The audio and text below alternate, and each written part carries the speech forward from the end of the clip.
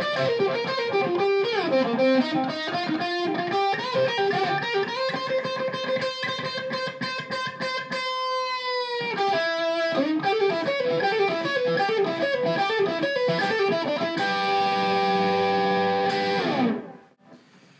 everybody, Matt Brown here, and with this lesson we'll be looking at the solo to Metallica's Of Wolf and Man.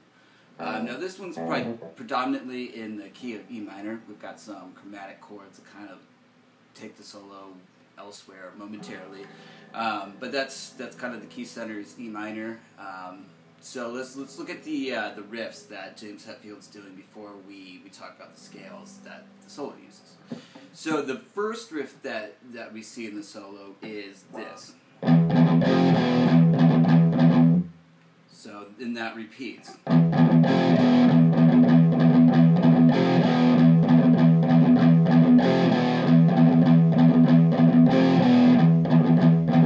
So that happens for 3 measures. And then we get this. And then it's back to that riff. So that's, again.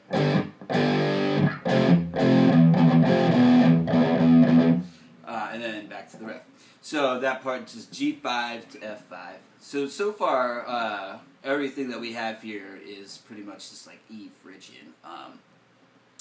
So then moving on, the next part we have this. It's kind of material that happens earlier in the songs. So here is this.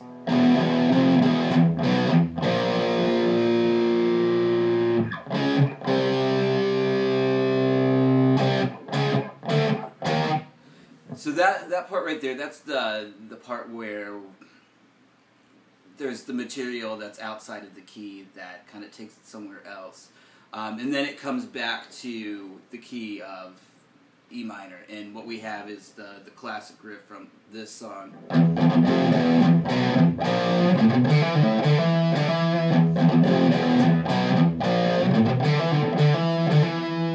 so that happens 1.5 times. So I'll play how this goes.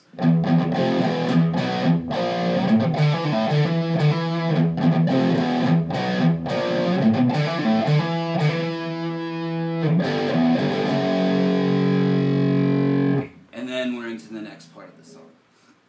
So that's what the rhythm's doing. So a bunch of Phrygian type stuff with some, the flat 5 thrown in and some material that kind of steps away from the key of E momentarily. All right, now let's talk about the solo and what's going on there. Now the whole reason I decided to teach this one is it's just got a bunch of ripping cool rock licks that you can kind of steal or use the general idea of to use towards one of your own solos. So the first thing, I'm going to switch over to clean here so you can get a better view of what's going on. So the first idea is this vest. So what that is, it's a minor pentatonic lick. So we've got pull off, and then another pull off, and then it comes to the E, and then we've got the open G again. And when you get it going really fast and with tons of gain, it sounds really cool and crazy. So then the next lick, this is starting in beat 4, the first measure of the solo is this.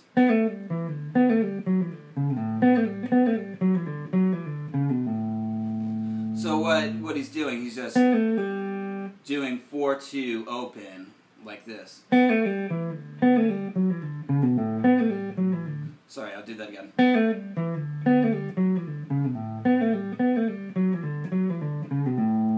So we've got so that right there is just 16th notes. No, he doesn't do the 4th 2 open, it's just 2 open.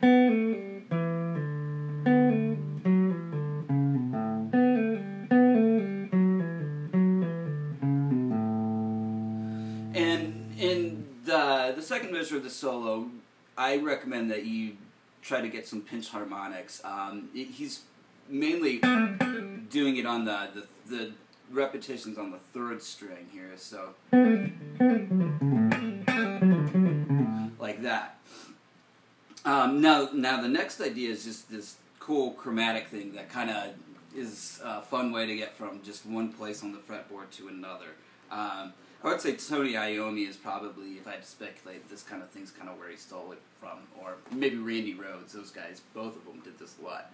So I'll do it real slow. It goes like this.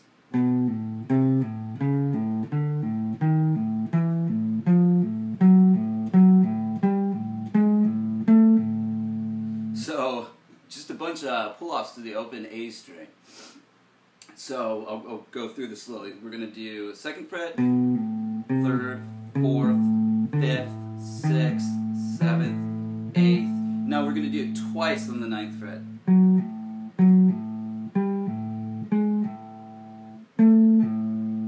And then to the 12th fret. Now, why did he choose the 9th fret to do twice? I don't know. He needed to do something twice to make it fit with the rhythm. I mean, he could have started here. That doesn't sound as cool to my ears.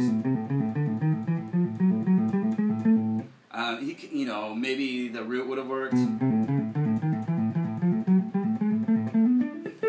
Whatever. Just what he picked. And it works. Alright, so now the next thing that happens is just a E minor pentatonic idea. So I'll do that again slow.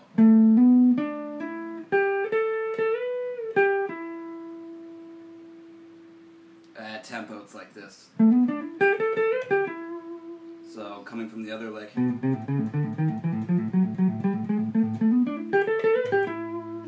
Alright. Now moving on, we have a real kind of cliche minor pentatonic idea that you're going to see in a lot of different solos. I'm going to do a solo on Them Bones by Alice in Chains. You're going to see a lick like this in there. Yeah, it's just everywhere. Alright, anyway, let's get after it.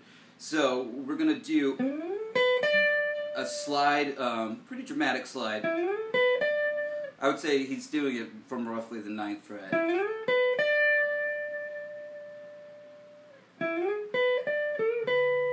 And then what he's doing is this figure like this.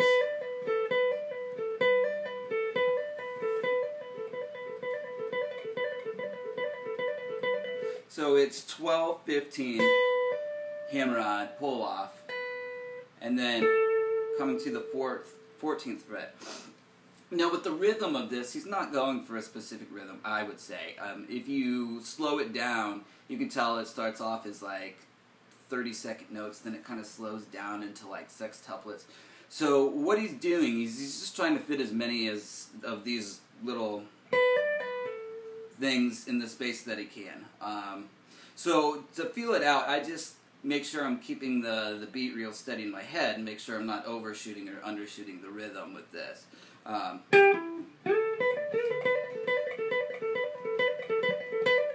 And then we're to the next part, which is a couple of bends here. Now the next lick is really cool. It's got a lot of like the rhythm is displaced in a way that is pretty uncommon. So here's the lick. Again at tempo. Sorry. And now slow.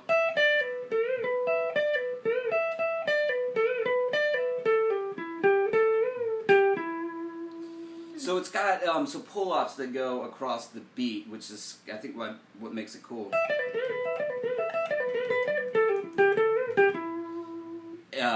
And it's a constant 16th note rhythm with those pull-offs going over the beat, which I think gives it the interest. So once again, slow.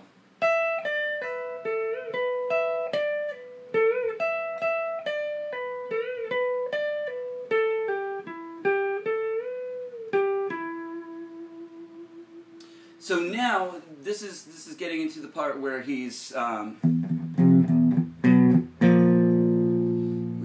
just playing over this held out B flat 5 chord. Now the scale choice to me is what's interesting. He decides to change scales, so he could have stayed with like the, E minor pentatonic and thrown in some blue notes, but that would have made this boring. Taking it to a different scale is going to further the idea that they're kind of going somewhere else with the solo here. So he actually uses the G minor.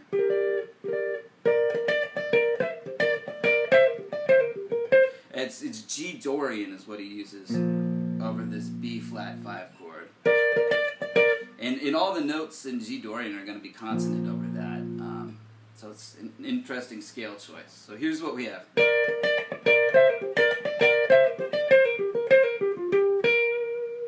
So slowly, have this double stop. The 15th and 17th frets that he's playing off of.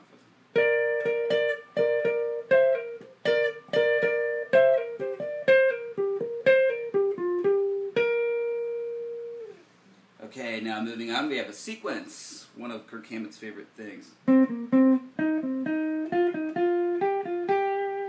So now we're in C minor pentatonic, and this is over the part where we're just playing over a static C5 chord that's held out.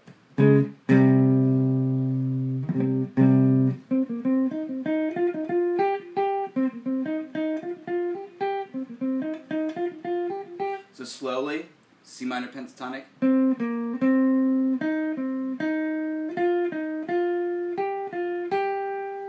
That's the sequence. Now the next thing is over that climbing chromatic thing, still in C minor pentatonic. So that's the lick there.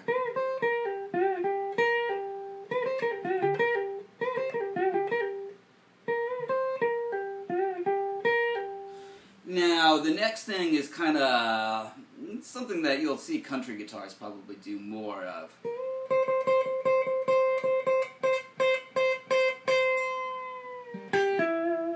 So that closes out that measure there. Now we're into the next measure, and the rhythm here is. Sorry, I did do that again. That was pretty sloppy. Or even a third time.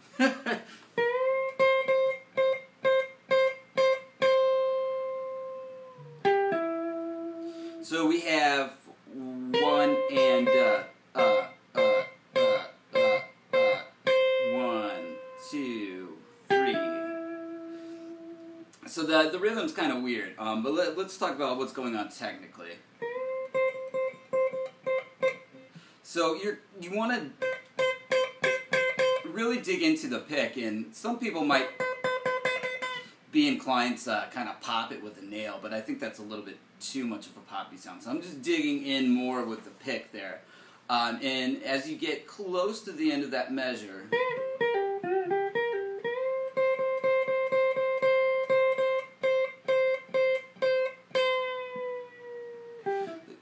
before the bend really starts to drop, you want to maybe drop it like a quarter step at the end of that measure.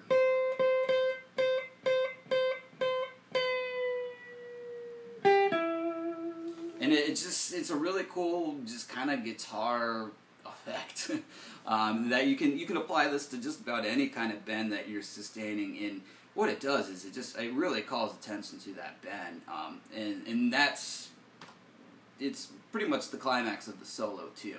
Now from this point on, we're just kind of winding it on out and kind of creating a nice ending. So the final lick is this. It's that type of idea. So we're in E Dorian now, as we're back to the.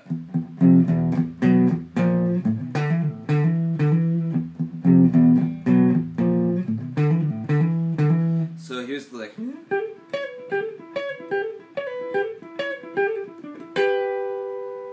Some of the song's probably a little faster, so.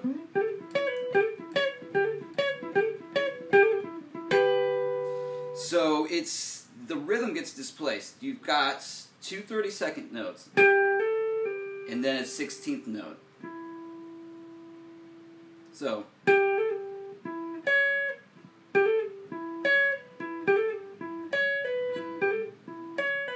It's hard to explain what's going on here and have this make sense. So we've got that rhythm, so that's the 2 32nds and the 16th note.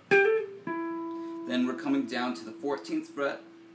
And then the way I finger this is I like to bar at the 12th fret, and then my pinky finger is grabbing the 2nd string at the 14th fret and the 12th fret.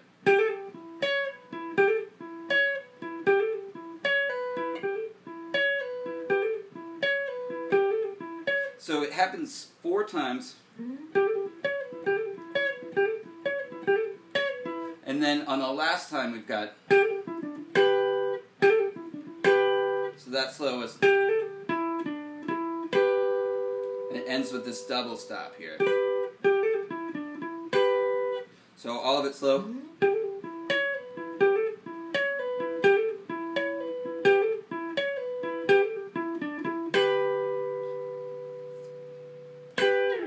And then there's a slide out to end the solo. So that's the whole thing. Lessons learned here are, you know, some great licks, some great kind of rock licks from the 90s that, you know, probably originated in the 70s. So the generation thing definitely gets passed down the line every 20 years, 20 or 30 years or so.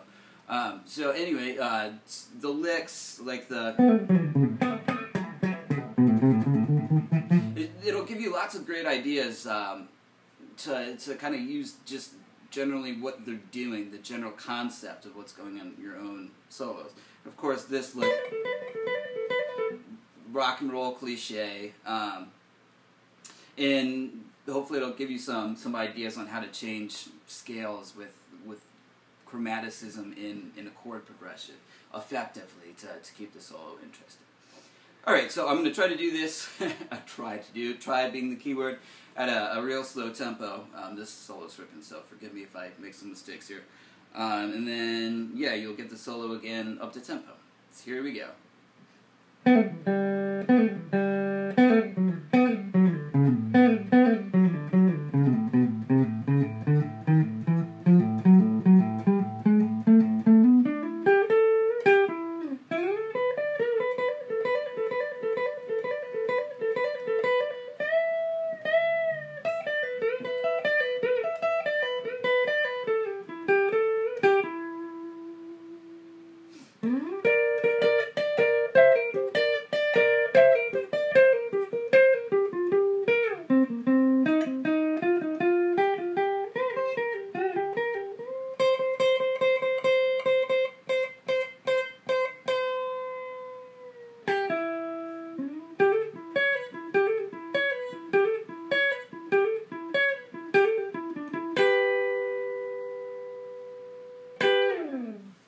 Alright, so there it is. That's of Wolf and Man. Just a bunch of pentatonic and Dorian and chromatic craziness. Alright, see you guys for the next lesson.